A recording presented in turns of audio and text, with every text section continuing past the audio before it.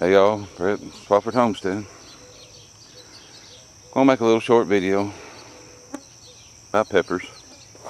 I'm gonna use the bell peppers for example. I've got a couple here that probably needs to come off. Somebody asked the other day about if I left peppers on it even when they were small bush. I said, well, I leave them on there if the bush seems to be doing good. This is a little bit larger than what I wanted, but I'm practice growing. That's not a real big bush, but it has a pretty good bell pepper at the bottom. I'm going to take that off this bush because it's at the bottom and it's almost down the dirt. It's close for something to get a hold of or eat on or get damaged. And I'm believing it's going to rain tomorrow, so I'm trying to check everything out. Everything's ready. Now I don't clip the top of my bushes. A lot of people will. If I can get it, clip that right there, that little portion off when they're shorter than this one, but they say it'll cause it to bush out and be a shorter, better pepper plant. I've never tried it. I ain't saying there's anything wrong with it. It probably works. But about the time my pepper plants get 6 to 8 inches tall, I'm too busy to even think about pruning or trimming or anything. It's usually this side or better before I get back to them. If they're big enough to go in the ground, they're going in the ground and I'm moving on to something else. What I'm doing now, something I do practice as they grow. I keep them bottom leaves and stuff trimmed back. There again, it's just cosmetic really. These are work around because you can see it doesn't give something as an easy path to crawl up on your plant. They don't really do anything. It's kind of like the leaves on the bottom of a tomato plant. They're there. They don't.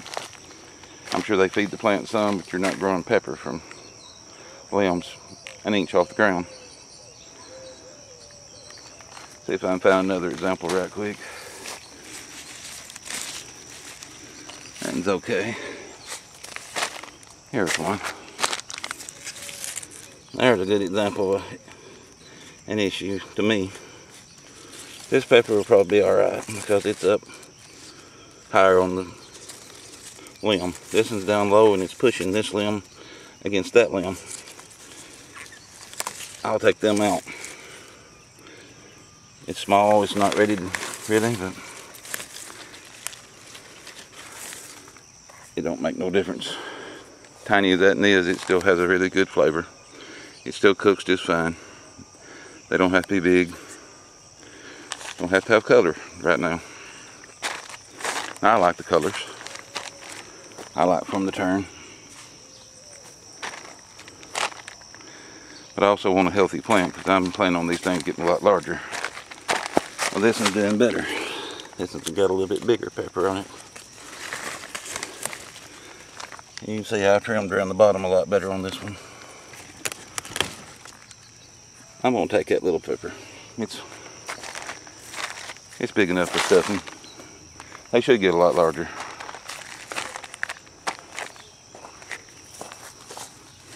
This one, you can see I've took some of them off. You can see the bottom of the stem. See all the little white dots where I pulled limbs off. That ain't got anything that's bad inside. This is getting started. And there's another prime example. It's pushing on this limb and it's growing off this limb. This is big enough. I can turn it a little bit. I'm gonna take that little pepper too. Got the bottom trimmed pretty good.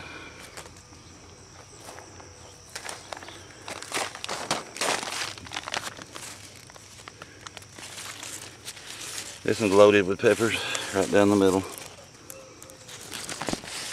See if I can redirect. You know, that is, sometimes you can redirect them. You catch them early. I was able to turn them. Leaves are everywhere. I was able to turn them, get them where they wasn't pushing on each other, wasn't pushing on the limbs.